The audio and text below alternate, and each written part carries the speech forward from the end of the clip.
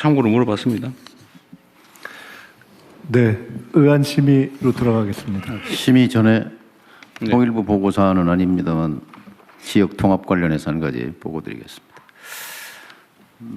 대통령님께서 오랫동안 일관되게 5극 3특 지역 균형 발전 이걸 국가 목표로 제시한 효과로 연초부터 전국적으로 지역 통합의 큰 흐름이 만들어지고 있습니다. 전남 광주 통합선언에 이어서 어제 전북특별자치도에서 전주 완주 기초단체 통합 선언이 있었습니다. 전주 완주 통합은 지난 30년 동안 수건이었습니다. 근데 번번이 3번 실패했었는데 대통령 덕분에 어제 완주 지역구를 갖고 있는 안호영 의원이 결단하고 전주 국회의원들이 함께 통합 선언을 했습니다. 때 맞춰서 어제 총리께서 5극 광역 통합에 대한 지원에 비춰서 3특에 대한 통합에 불이익이 가지 않도록 하겠다 하는 정부 방침을 하셨는데 지역에 기대가 큽니다. 한 가지 건의드릴 것은 지난번에 광주 전남 통합을 격려 응원하기 위해서 청와대 초청 오찬을 주셨는데 비례해서 전북특별자치도도 그럴 기회를 좀 주십사 건의를 드립니다. 네, 어떻게 주시겠습니까? 나중에 판단해 볼게요.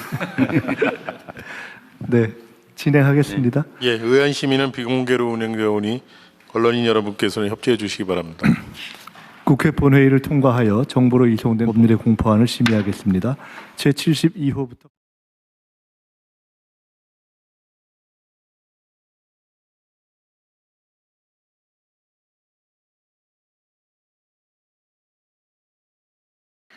먼저 국민의례를 하겠습니다. 모두 국기를 향해 주시기 바랍니다. 국기에 대하여 경례.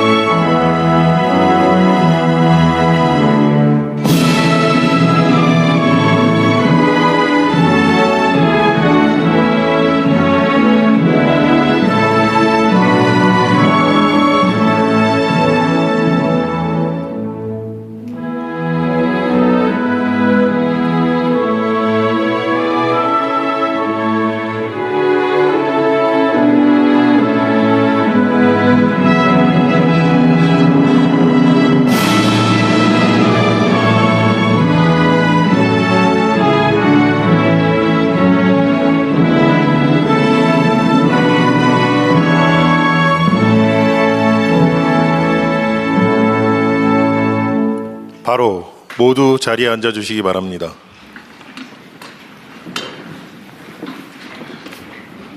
제4회 국무회의입니다. 대통령께서 개선언과 함께 모두 말씀을 하시겠습니다. 네, 제4회 국무회의를 시작하겠습니다.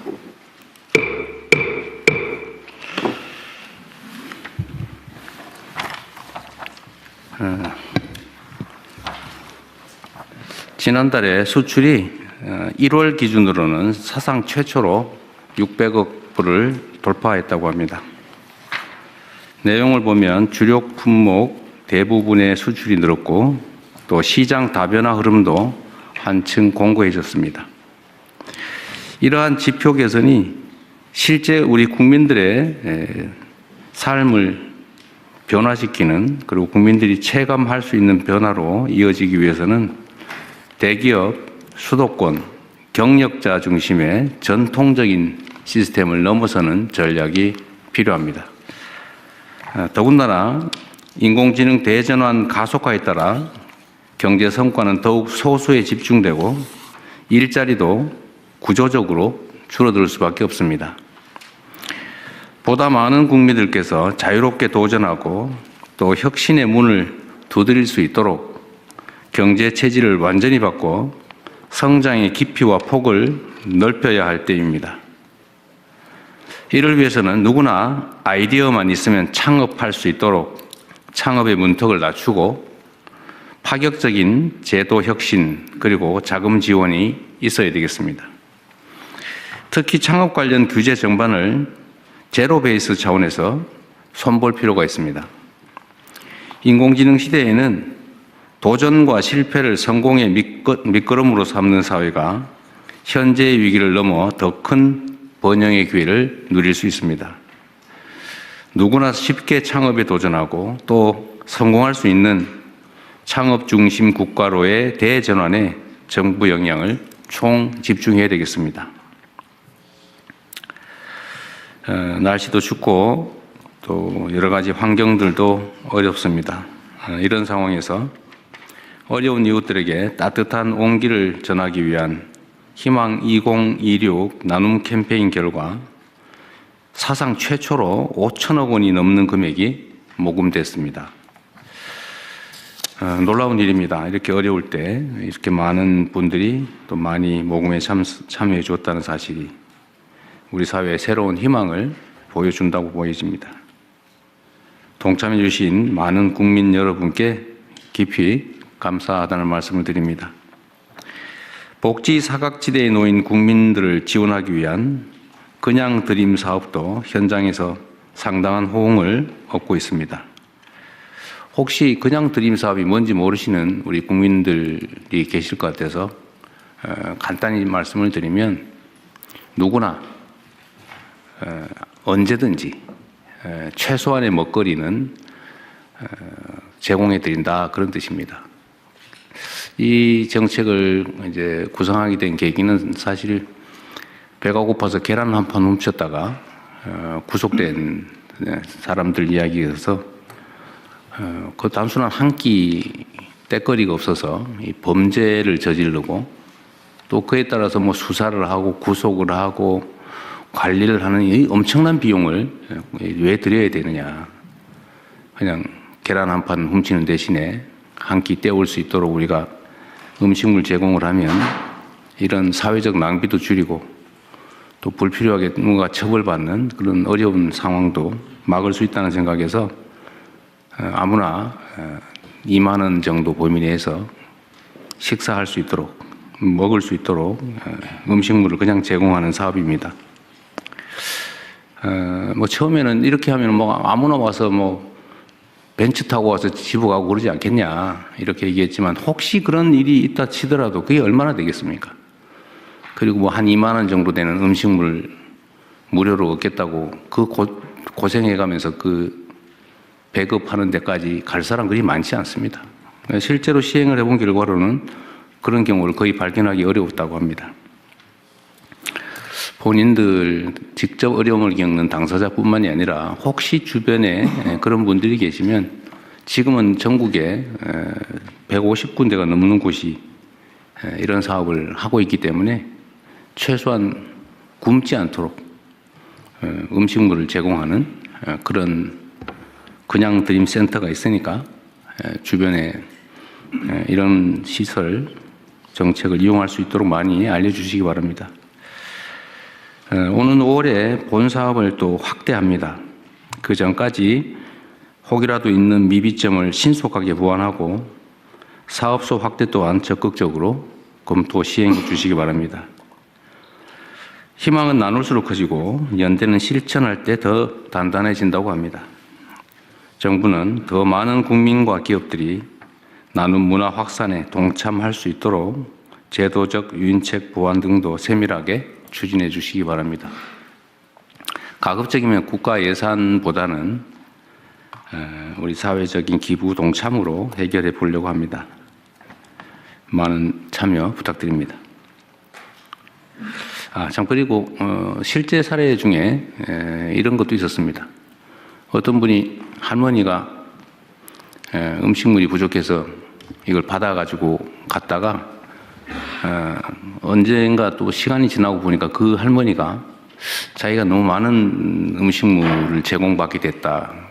라면 이런 거 제공받아서 다른 사람들도 좀 주라고 도로 또 거기에 갖다 놓고 간 분도 있었다고 해요. 그렇게 따뜻한 곳이 바로 우리 대한민국이기도 합니다. 고병원성 조류 인플루엔자 그리고 아프리카 돼지열병이 계속 발생하고 있습니다. 그리고 지난 주말에는 인천 농가에서 구제역이 발병했다고 합니다. 방역 당국은 가축 전염병 확산 차단에 가용한 수단을 모두 동원하고 정부의 방역 대책에 적극 협력한 농가들이 피해가 확대되지 않도록 피해 보상이 가능하도록 잘 챙겨주시기 바랍니다. 그리고 이 현장에서 방역 공무원들이 참 고생을 많이 합니다. 이 방역 공무원들의 안전에도 신경 써주시고 이들이 그 고통에 대해서 그 고생에 대해서도 보상받을 수 있도록 잘 챙겨주시면 좋겠습니다. 곧 설 명절이 다가오기 때문에 물가 안정에 총력을 기울여야 합니다. 정부는 주요 성수품 공급 확대와 농축산물 할인 지원 강화 등을 포함해서 적극적이고 선제적인 장바구니 물가 대책을 빠르게 집행해 주시기 바랍니다.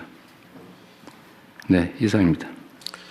이후 회의는 국무총리께서 진행해 주시겠습니다. 네, 저도 한 말씀만 그러시죠. 드리고 시작하겠습니다.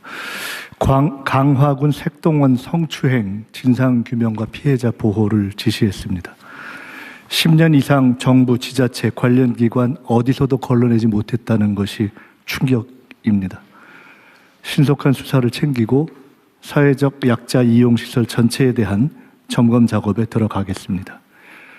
기술 유출 혐의로 원자력 안전기술원 전직 원장이 기소되고 방첩사의 민간인 사찰 흔적이 발견되고 구시대적인 간부 모시는 날이 지자체 등에서 여전하다는 보도가 나왔습니다. 이러한 구조적 개인적 문제점을 원천 근절하기 위해서 총력을 다하겠습니다. 부동산 정책도 비리 근절도 공직기강도 한다면 하는 대통령이고 정부이고 총리라는 것을 확실하게 보이겠습니다. 올 중반으로 예정되어 있는 업무 보고가 성과 보고가 될 수 있도록 각 부처의 핵심 과제를 직접 챙기는 군기반장 역할을 올해는 하겠습니다. 이런 각오와 방향을 대통령님께도 말씀드린 바 있습니다. 모든 정부 관계자들도 긴장하고 명심하고 새로 시작하는 각오로 해주시기 바랍니다. 현안 토의를 먼저 진행하겠습니다. 네, 현황 토의 이전에 제가 한두 가지만 좀 말씀드리고 시작하도록 하겠습니다. 오늘 다시 이제 주가가 5,000포인트를 회복한 것 같습니다. 근데 참 안타깝게도 우리 사회의 환경이 개선되면 다 축하하고 격려하고 또 더 잘 되도록 힘을 합치는 게 저는 우리 공동체 인지상정이라고 생각하는데 주가 폭락하니까 좋아하는 사람들이 있어요. 왜 그러는지 잘 모르겠습니다. 그리고 주가는 올리려고 그러면서 왜 집값은 누르냐 뭐 이런 얘기도 있어요. 주가와 집값은 좀 다릅니다. 주가는 기업 활동에 도움이 되죠. 또 주가 올랐다고 누가 피해보는 사람 없습니다. 집값은 집값이 오르면 이게 투자 자산이 집값에 또 부동산에 매여가지고 생산적 영역에 사용되지가 못해서 그 사회 경제 구조가 왜곡됩니다. 또 집값이 부당하게 오르면 집 없는 사람들이 너무 고통스러워지죠. 그 자원 배분이 또 왜곡됩니다.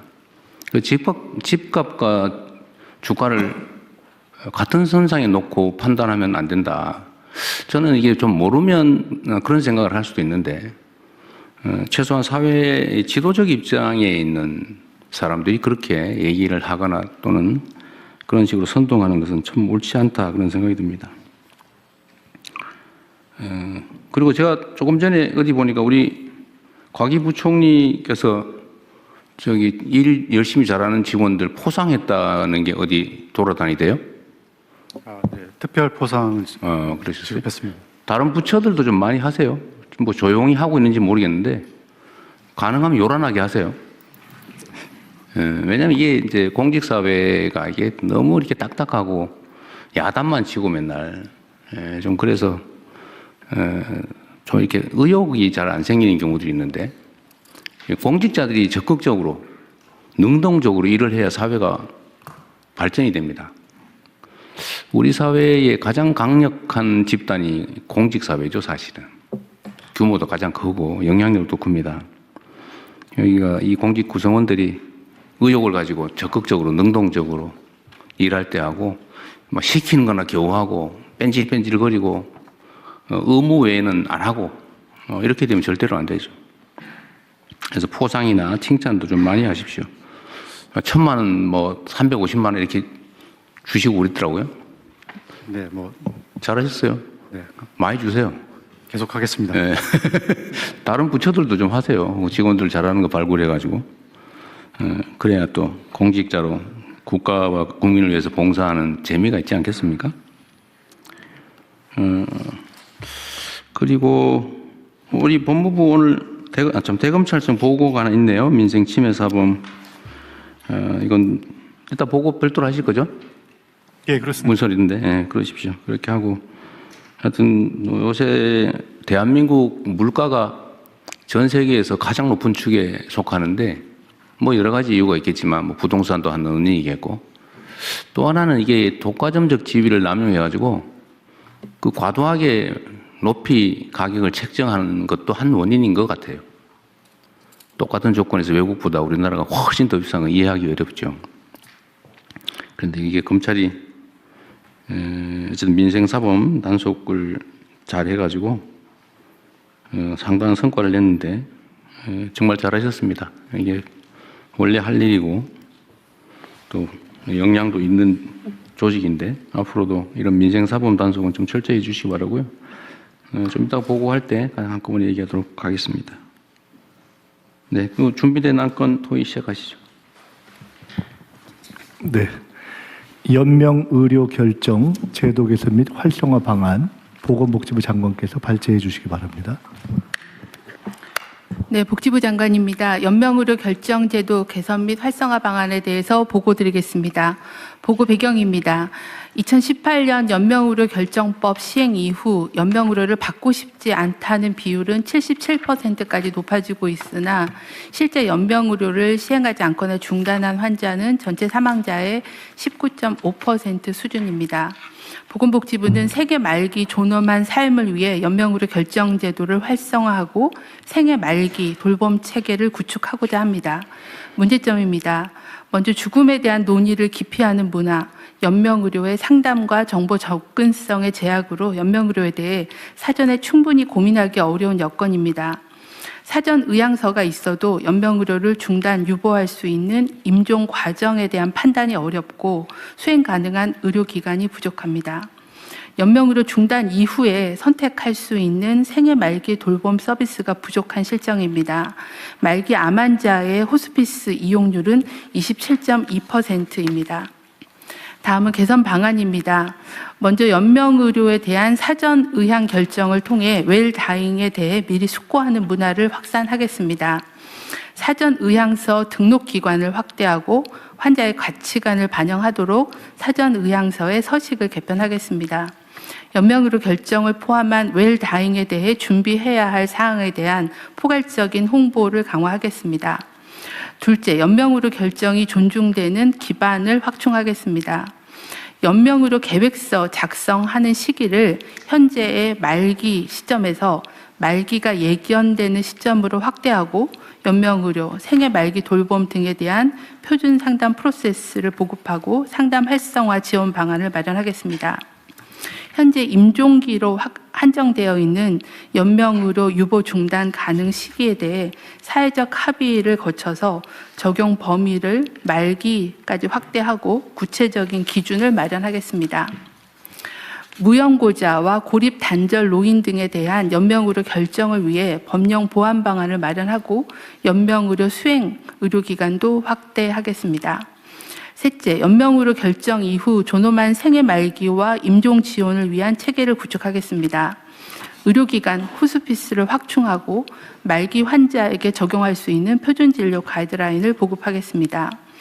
요양시설에서는 임종 돌봄에 대한 계약의사의 역할을 강화하고 종사자 교육, 임종실 설치를 확대하겠습니다. 가정형 호스피스, 재택의료센터 등을 확충하고 통합돌봄과 연계하여 재가 임종 방안을 마련하겠습니다. 또한 자택 임종 시에 사망을 확인하는 절차에 대해 관계부처와 협의하여 개선 방안을 마련하고 생애 말기 돌봄 서비스에 대한 통합적이고 체계적인 정보 제공을 강화하겠습니다. 향후 계획입니다. 웰다잉에 대해 숙고하는 문화를 확산하기 위해 공공기관, 유관단체 등과 협업하여 웰다잉 문화와 관련 제도에 대한 통합적이고 체계적인 정보 제공과 상담, 연계를 추진하겠습니다. 전문가, 국민이 참여하는 공론화를 통해 제도를 개선하고 생애 말기 돌봄 서비스 확대를 위한 거버넌스도 강화하겠습니다. 이상 보고를 마치겠습니다. 네, 다른 부처들 의견 있으면 말씀하시고요. 예, 법제처장입니다. 네. 지금 사전 연명 의료 의향서를 등록할 수 있는 기관이 현행법 11조에 보면은 보건소뿐만 아니라 공공기관까지도 포함이 되어 있습니다. 근데 그 공공기관 이외에 주변에서 쉽게 접근할 수 있는 주민센터 같은 곳으로도 확대하는 게 연명의료의향 등록을 활성화하는 길이 아닌가 싶고요. 한 가지 더 말씀드리면 자택 사망 병원에서 연명 치료를 하지 않으면 호스피스 시설에 들어가거나 자택이 있어야 되는데 호스피스 시설은 굉장히 제한돼 있고 결국 자택에서 사망을 해야 되는데 자택에서 사망할 경우에는 이거 경찰에서는 변사 사건으로 일단은 봅니다. 그래서 병원으로 가서 사체 검안서라든가 진단서를 요구하는데 굉장히 형식적이고 떠넘기기식이고 병원에서도 사실상 한쪽 구석에 방치되어 있다가 하루 이틀을 그냥 보내기도 합니다. 그래서 이런 문제는 반드시 해결이 돼야 될 것 같습니다. 좋은 지적 같습니다. 이게 개인적 경험 얘기하기 좀 그런데 아주 오래전이긴 한데 제 선친께서 돌아가시고 난 다음에 사체 검안서 떼느라고 엄청 고생했어요. 근데 아마 앞으로도 똑같이 오히려 더 엄격해질 가능성이 많은데 그 법제처장 지적이 일리가 있습니다. 잘 챙겨봐 주시고요. 네, 또 없으면 저도 의견 하나 말씀드리도록 할게요. 하여튼 이게 이미 이제 회생불능이고 이제 사망에 임박했고 치료한다고 개선되지도 않고 고통만 심한 이런 경우에 그냥 단순한 연명을 위한 강제 호흡이라든지 강제 급식 이런 것들을 이제 더 이상 안 한다 그런 얘기죠. 그걸 안 하겠다라고 본인이 네. 의사표명을 하면 그런 연명 치료를 안 하는 호흡기를 떼는 그런 조치를 하도록 허용한다 그 말이죠. 연명 의료를 시작하지 않거나 중단한다. 중단하겠다라는 겁니다. 근데 지금 현재 어쨌든 개인적으로도 고통스러운 일이기도 한데 떠날 때 깔끔하게 이렇게 좀 하고 싶은데 그걸 막 지연시켜서 고통스럽다 가족도 본인도 그런 문제인데 좀 그렇긴 하지만 이게 건강보험료 지출도 그 피보험자의 이제 일생을 기준으로 하면 나이 들어서 사망 직전 치료비가 엄청나게 들어가고 그 중에서도 임종 직전이 더 압도적으로 많이 들고 그런다고 하더라고요. 비율이 얼마 정도 됩니까 혹시? 금액을 정확하게 제가 추산해서 기억하지 못하는데요. 이제 사망 직전의 1년이나 그 시기에 치료비가 제일 많이 집행되는 걸로 평가하고 있습니다. 70% 80% 이런 얘기도 있던데. 네, 네. 그 정도 비율입니다. 대통령님, 돌아가시기 3개월 전에 약 60% 의료 수가를 쓰고 사망하게 3개월 전에? 네. 낫지도 않으면서. 그러니까 연명 치료하면 엄청난 비용이 들어가요. 그렇습니다. 이게 본인도 괴롭고 가족들도 힘들고 네. 건강보험료도 그렇고 하여튼 그런 문제가 있어서 이거를 본인이 원하면 더 이상 하지 않는 걸로 하자. 본인과 가족이 동의하에. 본인도 동의해야 되고 가족도 동의해야 되고. 네. 일단은 본인이 사전에 의향서를 먼저 써놓으면 본인 의사가 확인이 되고요.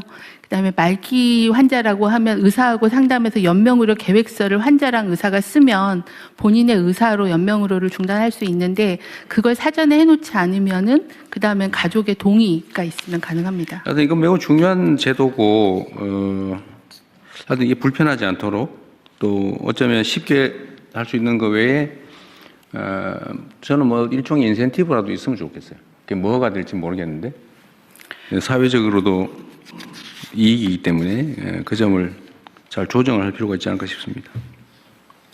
네, 현재 저희가 생각할 때는 연명의료를 안 하겠다고 결정을 하면 사망하실 때까지 제대로 된 말기 돌봄이 가야 되거든요. 근데 통증 관리나 아니면 다른 관리들이 이제 병원이나 재가에서 돼야 되는데 그런 제공 기관이 좀 부족하다 보니 연명의료를 결정하더라도 제대로 된 임종 서비스를 못 받는 문제가 좀 있어서 그 부분을 저희가 확충하는데 복지부가 집중하려고 하고 있습니다. 특히 최근에 이제 지역사회 통합돌봄이 활성화가 되기 때문에 재택에서도 그런 임종 돌봄을 받을 수 있게 네. 그 부분에 대한 거를 뭐 수가나 아니면은 이제 매뉴얼 같은 걸 만들고 또 의료진에 대한 교육을 해서 재택 임종을 강화하는 네. 부분들, 호스피스 강화하는 부분들을 계획을 하고 있습니다. 그러니까 연명 치료 안 하고 재택 임종을 할 경우에는 인력과 비용이 더 들겠죠. 그런데 그게 병원에서 연명 치료를 하는 것보다는 훨씬 적게 들겠죠. 네, 그렇습니다. 그럼 과감하게 투자를 하는 게 맞죠. 네. 네. 그렇게 하십시오. 기획을 좀 해서. 네, 추가적 의견 없으시면 이상으로 토의를 마치고요. 해당 사안에 대해서는 다음 부처 보고를 하겠습니다. 다주택자 양도소득세 중과 유예 종료 및 보완 방안을 재정경제부 장관께서 보고해 주시기 바랍니다. 예, 다주택자 양도소득세 중과 유예 종료 및 보완 방안에 대해서 보고를 드리겠습니다. 다주택자가 보유한 조정 대상 지역의 주택 양도 시에 현재는 이제 기본 세율에다가 2주택자는 20% 포인트를 더 올리고, 그다음 3주택자 이상은 30% 포인트를 올리는 그런 제도를 운영하고 있습니다. 그러나 이 제도가 2022년 5월 9일부터 해서 금년 5월 9일까지 4년간 중과 유예를 한시적으로 유예하고 있습니다. 하지만 그동안에 저희들이 정책을 운영한 결과 정책 신뢰성은 제한되면서 또 비정상적 불공정한 형태의 어떤 그런 유발 현상이 나타났기 때문에 이제는 좀 정상화할 필요가 있다는 이런 생각에서 이번에 이제 중과 유예를 종료할 예정입니다. 그러나 지금 그동안에는 이제 부동산 거래 관행이라든지 또는 최근에 그 조정 지역을 확대한 경과 등을 감안해서 시장에서의 현실은 감안하면서 또 국민 불편을 최소화하는 방안을 저희들이 오늘 제안하고자 합니다. 첫 번째는 강남 3구와 용산 등 기존에 이 제도를 적용하고 있던 지역에 대해서는 원칙적으로 5월 9일까지 잔금을 다 납부해야지만 이 유예를 받을 수 있겠습니다만 너무 기간이 촉박한 관계로 5월 9일까지 계약만 하고 3개월 이내에 잔금 또는 등기를 하는 경우까지도 저희들이 시장에 어떤 할 수 있는 적응력을 높이는 방안을 하려고 하고 있고요. 이 외에 금년 10월 15일에 신규 지정된 조정 지역은 5월 9일까지 계약을 하고 3개월은 좀 짧을 것 같아서 6개월 내에 잔금을 지불하거나 등기를 하는 경우까지 유예를 하는 방안을 오늘 제안을 드립니다. 오늘 국무회의 토의 결과와 여론 수렴 등을 거쳐서 조속히 다주택 중과 유예 종료 방안을 마련해서 법령 개정 등 사후 절차를 추진할 계획으로 있습니다. 중과유예 종료에 따른 토지거래 허가제 보완, 그리고 편법 정려 등 이상거래 단속 강화 등 관계부처에 적극적인 협조를 요청드리겠습니다. 이번이 아마 중과를 피할 수 있는 마지막 기회라고 생각하고 아마 이런 기회를 이용해서 국민들께서 중과를 받으시는 일이 없도록 했으면 좋겠습니다. 이상 보고를 마치겠습니다. 재경부 장관님, 네. 말씀 도중에 아마라는 표현 2번 하셨거든요. 예. 아마 없습니다. 아마 없습니다. 알겠습니다. 아마가 아니고 이게 지금 저는 정책의 신뢰나 예측 가능성이 정말로 중요하다고 생각하는데 예를 들면 이게 4년을 유예한 게 아니고 1년씩 3번을 유예해 온 거예요. 1년 이번에는 끝이야. 또 가가지고 또 이번엔 진짜 끝이야. 또 가가지고 진짜 끝이야. 그다음에 가 진짜 이번에는 진짜 정말 끝이야. 이러면 이게 누가 믿겠냐고요. 그래서 아마 타성이 붙은 것 같습니다. 아마 하지 말라니까. 어쨌든 정책은 약간의 부당함이 있더라도 한번 정하면 그대로 해야 돼요. 보완은 그 후에 다른 방식으로 해야지. 그 자체를 밀어버리거나 변형을 해버리면 정책을 안 믿게 되죠. 네, 그렇게 하도록 하겠습니다. 그리고 믿은 사람만 손해 보잖아요. 안 믿은 사람은 득보고, 믿은 사람은 손해 보고, 정부 정책을 잘 따른 사람은 상대적으로는 손해 봤다는 느낌 들고, 안 따르고 버티고 힘써가지고 바꾸는데 영향을 줘서 바꾼 사람만 득보고, 이러면 이게 공정한 사회가 되겠습니까? 비정상적인 사회로 자꾸 하잖아요. 그래서 앞으로는 그런 거 절대 없게 하도록 해야 됩니다. 네, 원칙대로. 원칙적으로 하고, 이게 이제 이 문제뿐만이 아니라 다른 문제도 비슷해요. 정책을 준비하고 발표할 때 정말로 치밀하게 시뮬레이션하고, 그래서 언제나 레드팀이 꼭 있어야 됩니다. 반박해보고, 그리고 가능하면은 이해관계자들 의견도 다 듣고, 또 소위 많은 사람들이 지켜보는 가운데 브레인스토밍을 해가지고 모든 가능성을 다 점검을 해야죠. 그리고 우리 사회는 부동산 투자, 부동산 거래와 관련해서는 정말 수십 년간 만들어준 신화가 있어요, 신화. 불패 신화. 그리고 여기에 또 너무나 많은 사람들이 또는 힘 있는 사람들이 이해관계를 갖고 있기 때문에 정책 변경이 너무 쉬워요. 그래서 사람들이 그렇게 믿게 된 겁니다. 이거 끝나면은 결국은 매물이 잠길 거고, 매물이 잠기면은 매물을 팔게 하기 위해서 또 연장할 거고, 뭐 이렇게 생각하잖아요. 지금도 사실 그 생각을 하고 있어요. 그리고 5월 9일 지나서 안 하면 어떡할 건데. 버티면은 언젠가는 집 거래를 하기 위해서 또 뭐 풀어주겠지. 이렇게 믿잖아요. 그래서 이 가능성을 원천적으로 봉쇄해야 됩니다. 그래서 제가 그 말씀을 드리는 거예요. 대한민국의 부동산 이 문제는 정말 이 사회 발전을 통째로 가로막는 아주 암적인 문제가 됐어요. 부동산 거래하는 사람이 나쁘다는 얘기 아닙니다. 그건 시스템이 사회가 그렇게 허용하니까 그렇게 하는 거예요. 근데 그 정책을 제대로 못 만든 또는 의지를 갖지 않은 그 결정권을 권한을 가진 사람이 문제인 거죠. 최소한 국민주권 정부에서는 그렇게 하지 않는다. 그리고 정책을 만들 때는 이 부동산에 대한 욕구는 워낙 강렬해서 구멍이 정말 바늘 구멍만한 틈새만 생겨도 그게 확 커져가지고 댐이 무너지듯이 무너진단 말이에요. 그래서 정책 입안 과정에서도 정말로 치밀해야 돼요. 알겠습니다. 완벽하다 싶을 정도로 치밀해야지 아마 이렇게 하면 안 돼요. 네, 알겠습니다. 그 절대 안 돼요. 아마. 예?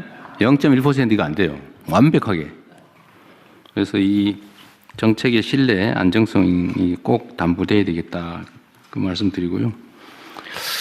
그러면은 이번에 매물 잠기면 어떡할 거냐.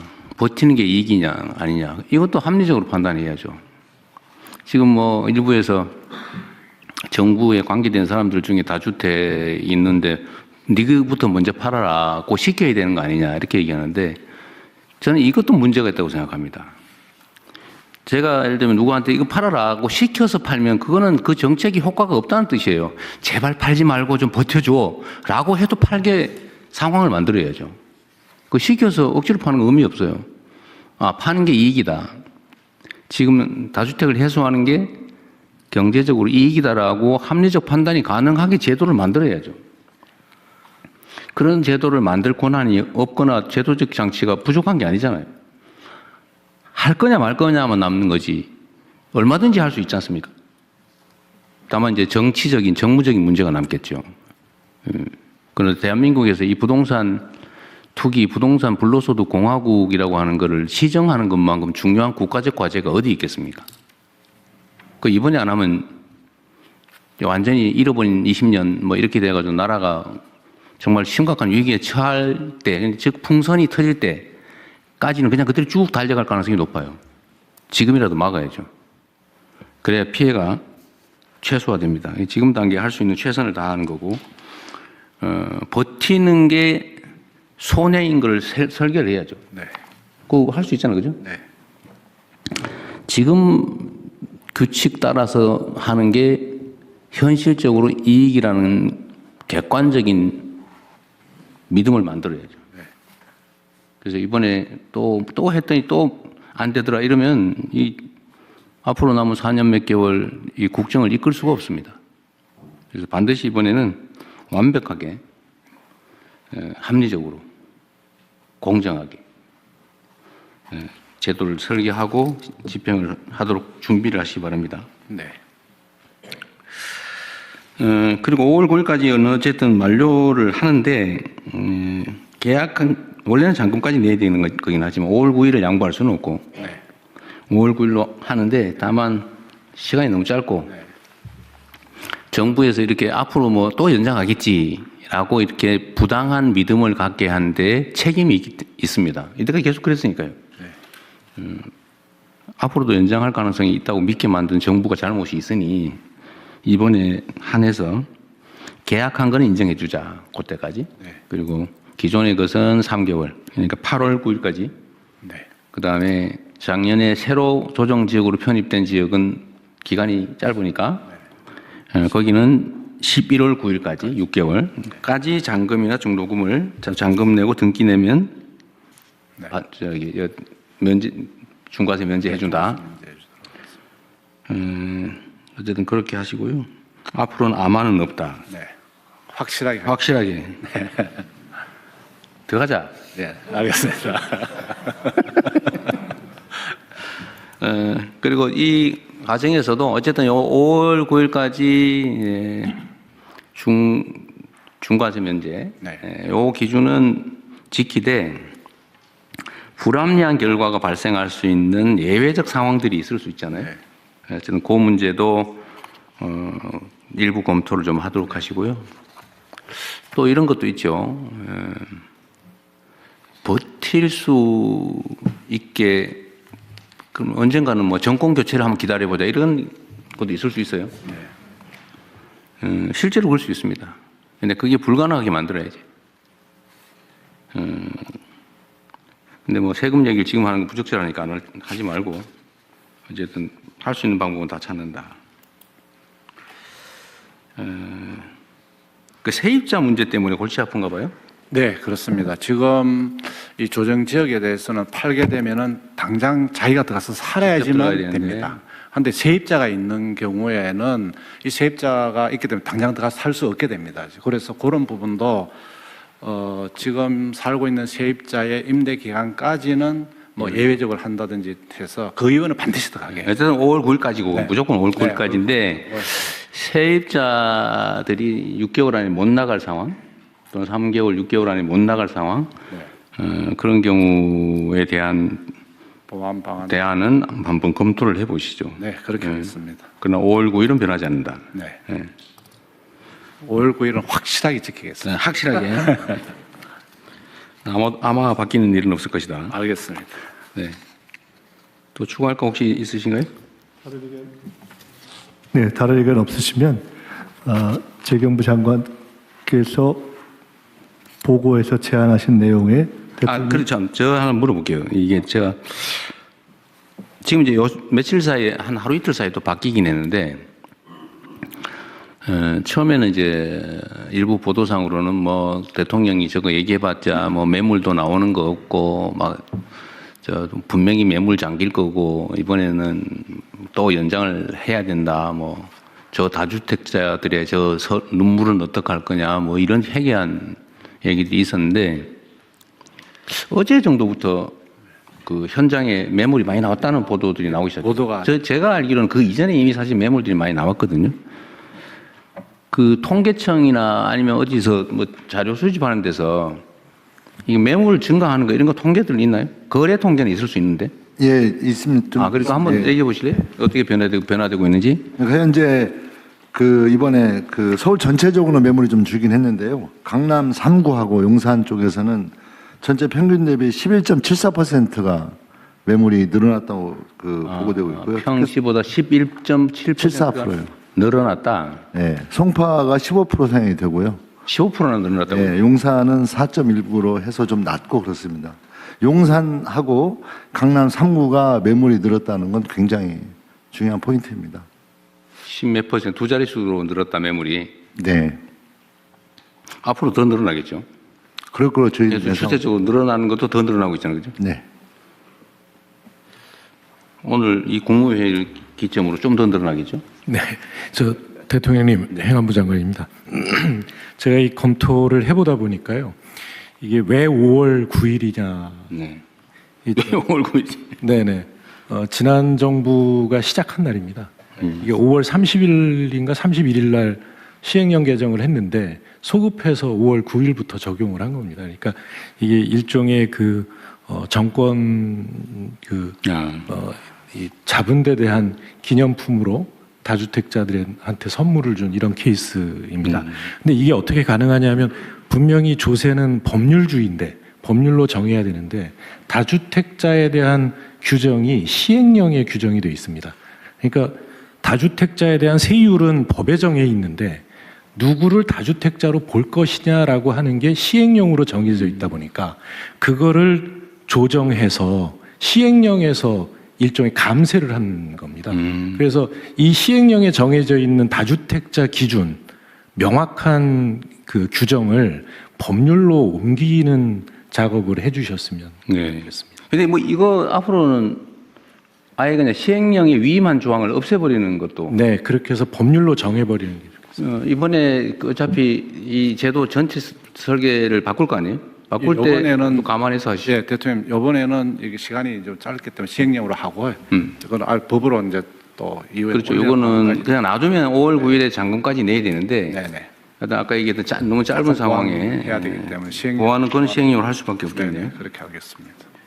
근데 제가 어제 밤에 우리 국무위원님들 아니면 뭐 부처장들도 이거 혹시 의견 있으면 준비하라고 했는데 준비된 분들 있으면 말씀하십시오. 다 하셨어요? 다 하신 모양이니? 네. 대통령 마지막으로요. 저기 보시면은 저 2번에 보시면은 토지 거래 허가제 구역에서는 허가 후 4개월로 되어 있습니다. 잔금 실거주 의무가 이게. 그래서 저한테 또 어떤 분이 말씀하시기는 5월 9일 계약은 3개월이 아니고 4개월로 좀 해달라 이런 얘기도 있습니다. 그래서 시장의 목소리도 듣고 그래요? 저희들이 3개월이냐 4개월이냐. 네네. 근데 토지 거래 허가제는 4개월이기 때문에 그런 것도 시장의 목소리 듣고 좀 조정하도록 하겠습니다. 그럼 처음부터 4개월 해줘요. 3개월이 왔어요. 예, 그래서 그렇지만 여기서 토론을 좀 붙이려고 그러겠습니다. 그건 현실적인 필요를 고려해서 네. 적절하게 결정할 때 또 하면 되니까요. 네. 기대하십시오. 4개월이 될 수도 있다. 네. 국토부하고 협의하겠습니다. 네네. 네, 토론에서 추가된 의견을 반영해서 접수하겠습니다. 다음은 민생안정 침해 사범 엄단 방안을 검찰총장 직무대행께서 보고해 주십시오. 예, 검찰총장 직무대행입니다. 민생안정 침해 사범 엄단 방안 보고드리겠습니다. 먼저 수사 성과입니다. 검찰은 25년 9월부터 5개월간 시장 질서를 교란하고 물가를 상승시켜 서민 경제를 위협하는 국민 생활필수품 담합 사건을 집중하여 수사하였습니다. 설탕과 밀가루의 가격 담합으로 인해서 식품 물가 전반을 뒤흔들고 전기료의 상승으로 인해 가계를 위협하는 한전 입찰 담합의 전모를 밝혀 총 52명을 기소하였습니다. 설탕 가격의 담합 규모는 약 3조 2,700억 원, 밀가루는 약 6조 원, 한전 입찰 담합은 약 6,700억 원의 규모에 달하는 사실을 규명하였습니다. 사안별 개요와 수사 경과는 아래에 보시는 표와 같습니다. 가격 담합으로 인해서 담합에 가담한 법인들은 막대한 이득을 취득한 반면 식료품 물가 및 전기료 상승 등 피해는 소비자인 국민들에게 전가된 사실을 확인했습니다. 담합 발생 전 대비 설탕 가격은 최고 66.7%, 밀가루 가격은 최고 42.4%까지 인상되었습니다. 한전 입찰 담합의 경우에는 담합 업체들의 평균 낙찰률이 약 96%에서 담합 종료 후에는 67%까지 낮아진 사실을 확인하였습니다. 다음으로 제도 보완 방안입니다. 담합으로 인한 공정거래법 위반죄의 법정형은 3년 이하의 징역 또는 2억 원 이하의 벌금으로 해외 주요 국가들의 법정형에 비해서 매우 낮은 수준입니다. 경쟁 질서를 심각하게 침해하는 담합범죄를 근절하기 위해 담합범죄의 법정형을 상향하는 내용의 개정 논의가 필요한 상황입니다. 참고로 미국의 그 반독점법 위반으로 기소되는 통계를 보면 개인의 수가 법인보다 월등히 많고 개인은 54.6%에게 실형이 선고되고 있는 실정입니다. 설탕과 밀가루 가격 담합 업체들 중에 일부는 과거의 수차례 적발에도 불구하고 재범에 이른 점에 비추었을 때 법인에 대한 과징금이나 벌금 처분만으로는 근절이 어렵습니다. 그래서 실제 범행을 실행한 개인에 대한 형사처벌도 강화가 필수적입니다. 마지막으로 부당이득 환수 방안입니다. 담합 근절을 위해서는 담합으로 얻은 부당이득 박탈, 즉 범죄 수익의 환수가 필수적입니다. 다만 담합으로 인한 범죄 수익의 특정 어려움으로 인해서 실제 범죄 수익 환수가 이루어진 사례는 확인되지 않았습니다. 입찰의 경우를 예를 들면 낙찰가액 자체가 수익이 아니라 정상적인 경우의 낙찰가액과 담합으로 인한 낙찰가액의 차액을 법원에서는 요구를 하고 있는데 그 정상적인 낙찰가액이라는 것이 여러 가지 가정적 상황을 전제로 산정할 수밖에 없어서 구체적 산정에 어려움을 겪고 있습니다. 담합행위로 인한 부당이득의 구체적인 산정 기준을 마련해서 적극적인 몰수 추진으로 범죄 수익을 철저히 환수하도록 하겠습니다. 이상 보고를 마치겠습니다. 이건 논의할 게 꽤 많은데요. 일단은 우리 공정거래위원회 아니 먼저 이거부터 하죠. 법정형을 상향하는 거는 법제처가 좀 준비를 하든지 해가지고 정부 입법으로 하든지. 공정거래위원회가 상향 그 준비해서 보고를 했습니다. 그럼 공정거래위원회가 지금 발표를 먼저 하실래요? 예. 준비한 게 있으면 어떻게 할지? 제 발표 자료가 여기 준비되어 있는지 모르겠는데 설탕 사건은 24년부터 공정위가 조사해 왔고 24년 말에 이제 공정위와 검찰에 자진 신고가 들어왔었고요. 공정위 조사는 지속돼서 25년 9월쯤에 이제 마무리 단계였고 그때 이제 검찰이 고발 요청을 했고 공정위 고발했고 그래서 이제 검찰 고발과 공정위 조사 마무리도 동시에 진행되고 있습니다. 공정위 심의는 2월 11일 날 있습니다. 밀가루 사건은 제가 취임한 후 첫 번째 직권조사 사건이고요. 10월부터 공정위 조사가 시작되었고 지금 조사 마무리 단계이고 검찰 고발 요청도 최근에 들어왔고요. 그래서 공정위 고발했고 검찰도 지금 조사하고 있고요. 그래서 밀가루는 3월 초쯤에 공정위 조사는 완료될 거고 심의는 그로부터 2개월에서 3개월 후에 진행될 예정입니다. 가스 절연 개폐 장치 같은 경우는 공정위 과징금 처분이 이미 25년 1월에 완료됐고요. 그래서 400억 조금 못 되는 과징금이 부과되었고 6개 법인이 24년 말에 고발되었고요. 지금 검찰 조사도 지금 진행되고 있습니다. 지금 관련 부당이익 환수를 위해서는 현행 담합은 관련 매출의 20%까지 과징금을 부과할 수 있습니다. 그래서 지금 현재 이런 과징금 상한을 20%에서 30%로 상향하는 공정거래법 개정안을 준비 중이고요. 그리고 실효성 있는 과징금 부과가 될 수 있도록 시행령과 과징금 고시 등을 통해서 상한에서 너무 낮아지지 않도록 담합의 중대성이 중간이나 심각할 때는 하한까지 둘 수 있는 시행령 혹은 과징금 고시를 개정하도록 할 것입니다. 그리고 물가 원상 복구를 위해서 공정위가 지금까지 이제 가격 재결정 명령을 아주 소극적으로 활용했었는데 지금부터는 보다 적극적으로 가격 재결정 명령을 시정 명령으로서 활용할 수 있도록 참고로 있는 시정 조치 운영 지침도 좀 개정할 예정입니다. 그리고 이상입니다. 우선 제가 궁금한 거 아까 과징금을 400억 했다는 게 어떤 거에 대한 400억이에요? 한전의 가스 절연 개폐 장치 담합 사건. 오늘 이 사안 아니고 이 사안까지 한전의 입찰 담합 이 얘기하는 그 사안 맞습니다. 그 사안입니다. 담합 규모가 6,776억인데 400억 했으면은 몇 프로 이게? 391억 정확한 액수는 391억이고 7%밖에 안 돼. 예, 그렇습니다. 왜 7%밖에 안 했어요? 여기 20%까지 할 수 있다면서요? 그러니까 상한은 20%인데 현재 시행령이나 고시가 감면 규정이 많습니다. 그래서 그럼 그 빨리 고치십시다 그러면. 예, 시행령 이건 전에 고시- 한번 얘기했던 건데. 맞습니다. 예. 근데 왜 아직까지 소식이 없어요? 고치는데 상반기에 고치도록 하겠습니다. 고시 뭘 상반기에 해요? 지금 바로 하지. 준비 안 돼 있어요? 작년에 제가 얘기했던 건데. 준비돼 있고 지금 시뮬레이션을 통해서 그 사건들을 적용해서 그거를 시행령이나 규칙에 너무 자세히 정할 필요 없잖아요. 예. 최대한 적정하게 빨리 정하고 하도록 하겠습니다. 처분이야 그 범위 안에서 하면 되는 거지. 그거를 미리 다 모든 가능한 경우를 시뮬레이션에서 하려니까 너무 힘든 거 아닙니까? 예, 그래도 최대한 필요가 신중하고 사회적 일단은 시행령은 일단 너무 그 법률을 거의 뭐 무력화하다시피 너무 약하게 만들어 놓은 거 아니에요, 시행령을. 맞습니다. 예. 그 옛날에 그 시행령 누가 만들었는지 모르겠는데 그렇게 하면 안 되잖아요. 일단 그거부터 빨리 고치고 예.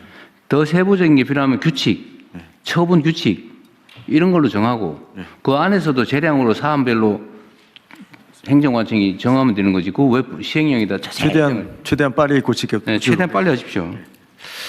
그거 하고 이게 좀 납득이 안 되는데 두 번째로는 이 범죄 수익 몰수 추징하고 과징금은 병과가 가능한 거예요?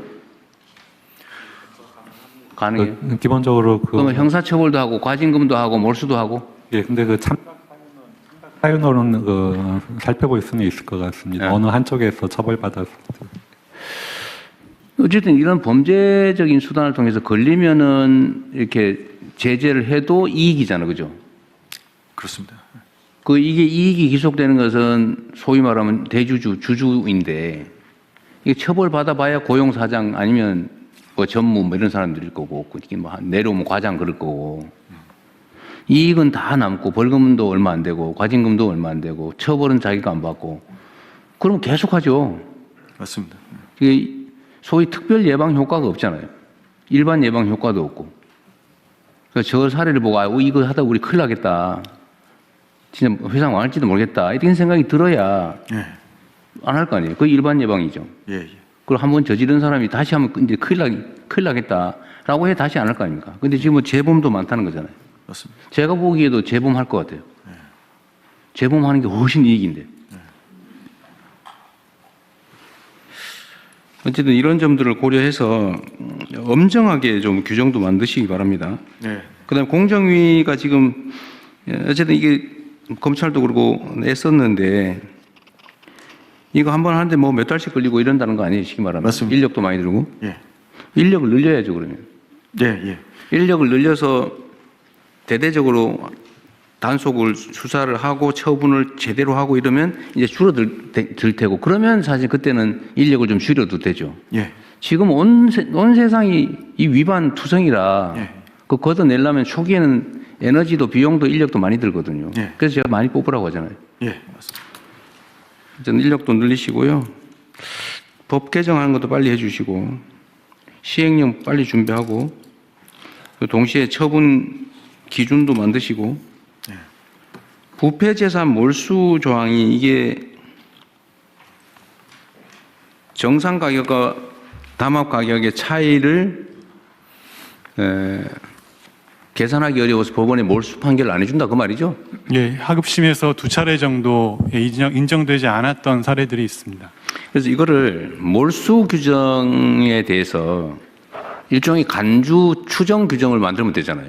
예, 그 주가 조작의 경우와 마찬가지로 입법을 통해 가지고 몰수 추징에 관한 간주 규정을 두고 그 아래 이제 시행령 형태로 그걸 구체화하는 방식을 입법을 생각할 수 있습니다. 근데 몰수 조항을 시행령에 위임하면 재형법정주의 논란이 벌어질 것 같은데. 예, 그래서 이제 법률 단계에서 간주하는 규정까지는 두고 구체적인 산정 방식에 대해서 이제 아래로 위임 입법을. 그래서 입찰 비리 대개 이게 지금 담합이라고 하는 게 유형화돼 있잖아요, 그죠? 가격을 조정한다든지 뭐 낙찰 뭐 이런 거 한다든지 몇 개 유형이 있을 텐데 거기에 대해서 정상 가격에 대한 간주 규정을 하나 만들어서 증명되지 않은 그 가격으로 한다. 예를 들면 입찰을 할 때는 입찰 예정가가 있잖아요. 예를 들어 입찰 주체가 추정 가격이 있잖아요, 지금.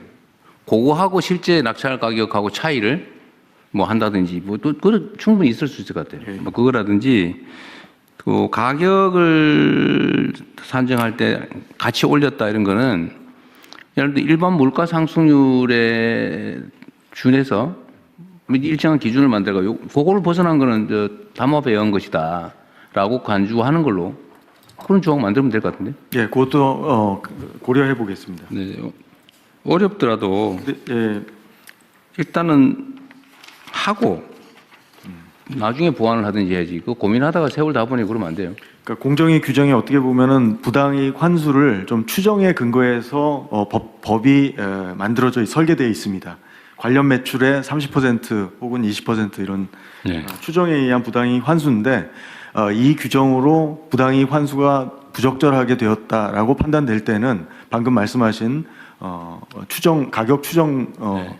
요건을 활용할 수 있을 것 같습니다. 그러니까 그 과징금 규정은 약간 추상적이거나 네. 또는 뭐 합의 규범으로 정해도 되는데 몰수 규정은 형사 처벌이라서 법에다 엄격하게 최대한 확정해놔야 될 거 아닙니까?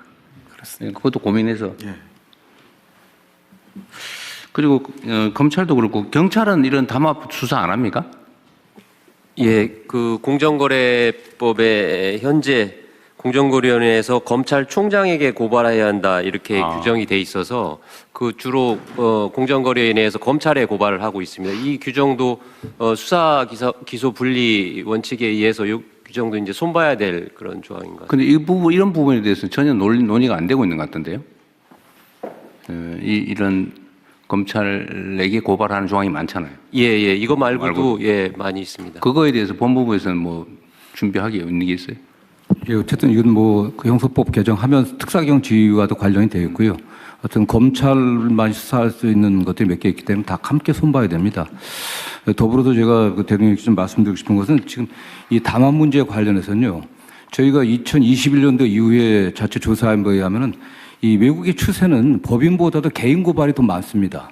경쟁법에 있어서 부당 경쟁이라든가 불공정 행위에 관련해서는 미국이 가장 발달했는데 개인 고발이 훨씬 많은데 개인이 고발하는 아니 개인 고발 그 법인의 대표자 실행하는 개인을 저희 처벌하는 공정위에서는 2021년도 이후에 거의 개인 고발을 하지 않고 있습니다.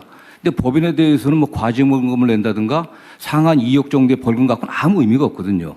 그렇기 때문에 거기에 이 행위를 한 개인들 뭐 그게 실제 오너가 아니라고 하더라도 대표자라든가 실행행위에 가담한 계획 모의한 자들을 처벌해야 되는데 그 처벌이 없습니다. 그 나중에 법인만 고발하고 나서 나중에 검찰에서 개인 고발해라 고발 요청에 우선 그때나 고발하고 있거든요. 지금 뭐 그 다음에 가장 큰 게 뭐냐면 공정위에서 열심히 하고 있는데 2021년도 이후에 공정위 고발 사건 중에서 조사 기간만 보통 뭐 1년 반 내지 4년까지 걸리는 게 있습니다. 근데 이게 3년 이하 징역이기 때문에 공소시효가 5년입니다. 5년 다 돼갖고 된 게 대부분입니다. 이 두 건도 마찬가지입니다. 그러니까 거의 다 넘어간다고 그냥 넘어간. 예, 제가 조금 보완해서 말씀드리면 맞아 말씀하시고 그래서 그 부분에서도 사건 기간이 굉장히 고질적으로 장기화되고 있다. 그다음에 공소시효 임박해갖고 고발하는 경우가 많다. 그렇게 있고요.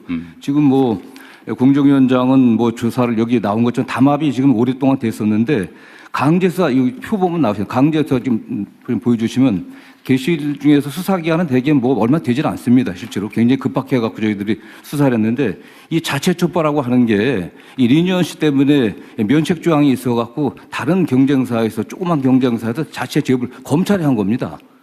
검찰에 같이 한 게 아니라. 그리고 나서 검찰에서 이 설탕 담합 같은 경우는 3번이나 고발을 하라고 요청을 한 겁니다. 그래서 이게 고발이 된 거기 때문에 이 과정에 있어서 정말 신속하게 처음부터 개인까지 같이 고발하고 그다음 처음부터 이게 경찰이라든 검찰이라든 간에 긴밀하게 협조하지는 안 됩니다. 워낙 이게 압수수색할 양들이 굉장히 방대하거든요. 그리고 조사해야 될 게 많기 때문에 그런 면에서 이 조사라든가 공정위 조사와 검찰이든 경찰이든 초기부터 협력 단계 그런 구조가 좀 만들어져야 됩니다. 현재 그게 없습니다. 예, 공정위원장. 예, 뭐 지금 검찰에서 적극적으로 개인 고발을 하게 된 것에 대해서 저는 뭐 잘했다고 판단하고요. 그리고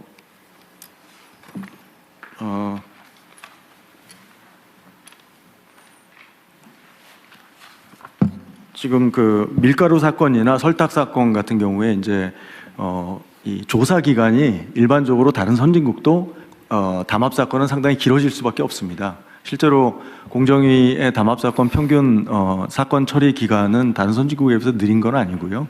실제로 그 검찰에 이제 자진 신고했을 때 일반적으로 같이 신고합니다. 공정위하고 검찰하고. 이게 일반적인 행태고요. 설탕 사건의 경우는 자진 신고 1순위, 2순위가 검찰하고 공정위가 달랐습니다. 그거 이제 자, 그런 얘기는 그냥 됐고요. 네. 하여튼 이 고발 문제도 범죄를 저지르면 원칙적으로 아무나 체포까지 할 수 있는 게 형사소송법의 대원칙인데 왜 공정거래 사건은 누군가가 꼭 고발해야 되고 고발 안 하면 수사도 못하고 기소도 못하고 처벌도 못하고 그게 말이 이상하지 않아요? 저번에 제가 공정위원장님한테 그 얘기 한번 취임 초기에 물어봤잖아요. 예. 전속 고발권 예. 왜 그런 게 필요하냐? 예. 그러니까 지금은 과거에는 고발권 독점했는데 지금은 그렇지 않습니다. 지금은 이제 검찰에서 고발 요청이 오면 공정위는 고발을 할 수밖에 없습니다. 지금 형량법상. 그리고 중기벤처부 장관도 고발 요청을 하면 저희가 고발할 수밖에 없습니다. 그러니까 지금 고발권 독점은 지금 실질적으로 작동하지 않고요. 그런데 예를 들면 밀가루나 설탕 이런 거는 중소기업하고는 관계가 없고 일반 소비자가 피해를 보는데 소비자들은 그 비싼 빵 먹었지 않습니까? 네. 이때까지. 맞습니다. 근데 그 소비자들은 그걸 알아도 고발도 못 한다는 거 아니에요? 왜 고발을 꼭 해야 됩니까? 그러니까 이 공정위 권한이 너무 커요. 그 전속 고발을 폐지하든지 예, 아니면 일정 숫자 이상의 국민들한테 고발권을 주든지 예. 뭐 그렇게라도 좀 풀어야지 이거를 제가 얘기를 들어보면 인력 부족 뭐 너무 많아서 그런다는데 아니 그렇게 너무 많이 위반하는 사회가 이상한 사회지 그걸 고쳐야지 어떻게 너무 많아서 고발된 사건만 그러면 자의적이 되잖아요. 다 위반하는데 이 중에 미운 사람 뭐 특별히 이유 있는 사람 거기만 고발해서 처벌하고 나머지는 해당도 그게 말이 됩니까 그게? 그게 정상 사회가 아니죠. 하여튼 지금 현재 공정위에서 고발권을 확산시키는 방향으로 지금 제도 개편안을 만들고 있습니다. 그래서 특히 지자체 쪽으로 고발권을 좀 확대하는. 좋은데 너무 오래 걸린다 그 말이에요. 예. 이거 제가 얘기한 지 몇 달 된 것 빨리 같은데. 하겠습니다. 예. 어쨌든 그것도 좀 챙겨 보시고요. 예. 이게 이 부분만이 아니고 이게 이런 게 너무 많아요. 이 권한을 가진 사람들이 자의적으로 누구는 봐주고 누구는 선별해서 하고 이렇게 하면 그 사회가 정상적인 사회가 아니잖아요. 그 권력 남용의 가능성도 커지고. 이게 업무 보고 때 제기하셨던 문제인데요. 속도하고 그다음에 내용을 전속 고발권 문제는 조금 공정위만 보는 것이 아니라 같이 볼 필요가 있는 것 같아서 함께 챙겨보겠습니다. 그러십시오. 그러면 속도가 총리실에서 좀 챙겨서 어쨌든 기업 운영 영역의 이런 체계적인 범법 행위에 대해서는 왜 저는 사회적 폐해나 이런 게 훨씬 더 큰데 저 계란 한 판 훔쳐먹은 서민하고는 차원이 다르잖아요. 근데 계란 훔친 사람은 꼭 잡아 처벌해. 근데 기업들이 국민을 상대로 이렇게 그 거대 범죄를 저지르는 건 뭐 이리 장애물이 많아요, 처벌하는데. 일단 이거 근본적으로 좀 신속하게 획기적으로 좀 바꾸시면 좋겠어요. 예. 그러면은 마지막으로 지금 밀가루, 설탕은 지금 이제 과징금 처분을 아직 안 한 거잖아요, 그죠? 안 했습니다. 설탕은 2월 10일 전원 회의가 있어서 그때 심의가 이루어집니다. 2월 10일? 10일. 그동안에 시행령을 안 바꿔놨으니 옛날 시행령에 의해서 이것도 경미하게 결국 과징금 처분을 할 거 아닙니까?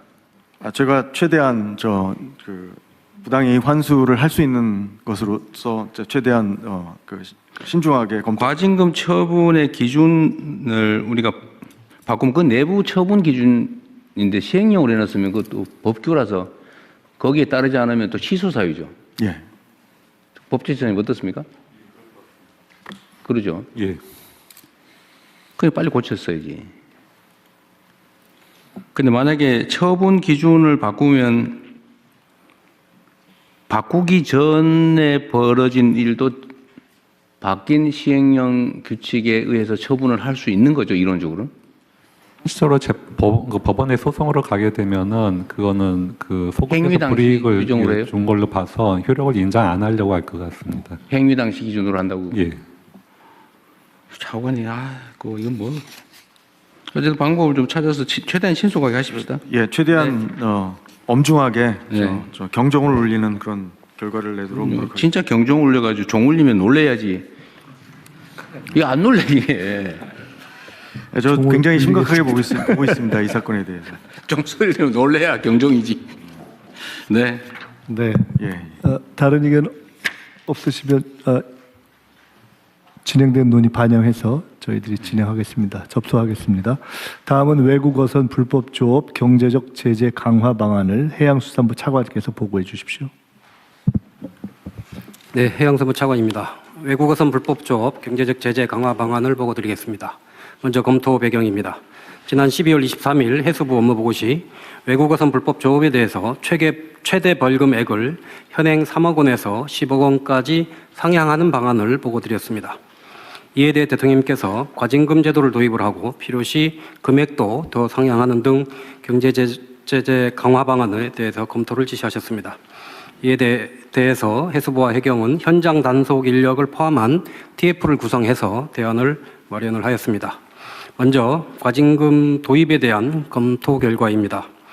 현행 제도는 불법 어선이 납포되면 검사가 담보금을 부과하고 담보금 납부 시 어선과 선원은 석방됩니다. 이후 재판을 거쳐서 벌금이 확정되면 보관하던 담보금이 벌금으로 대체되어 국고로 귀속됩니다.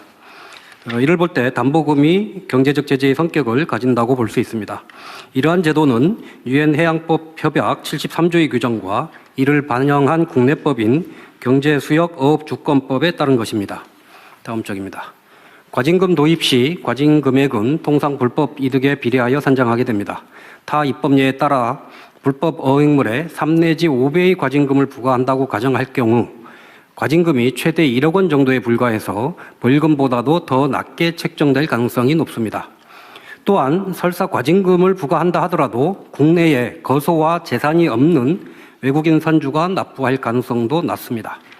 과징금 미납 시에는 납포된 어선을 몰수하고 있고 어선 몰수는 외국인 선주에게 어느 정도의 경제적 제재로 작용하기는 합니다만 우리 정부 입장에서는 몰수 어선의 공매 대금이 소액에 불과하여 부당이득 환수 효과가 미미합니다.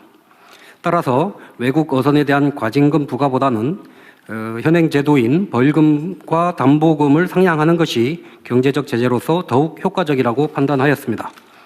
이에 따른 경제적 제재 강화 방안으로 벌금액을 3억 원에서 15억 원으로 대폭 상향 조정하겠습니다. 다음 쪽입니다. 법무부와 협조하여 담보금 부과 기준도 벌금에 맞추어 상향 조정하겠습니다. 또한 현재 어선 톤급에 따라 차등 부과되던 담보금을 톤급에 관계없이 최고 금액을 부과하는 방안을 적극 검토하겠습니다. 예를 들어 죄질이 가장 나쁜 유형이라고 할 수 있는 무허가 조업 어선에 대해서는 15억 원의 담보금을 부과하는 것입니다. 이와 병행하여 중국 내 처벌도 강화하겠습니다. 중대 위반 어선은 담보금 납부 시에도 중국 해경에 인계하여 중국에서도 처벌받게 하겠습니다. 향후 추진 일정입니다. 최고 벌금액을 3억 원에서 10억 원으로 상향하는 법률 개정안이 이미 발의되어 있습니다. 국회 논의 과정에서 이를 15억 원으로 상향토록 추진하겠습니다. 또한 벌금 상향 시 담보금 부과액도 상향토록 법무부의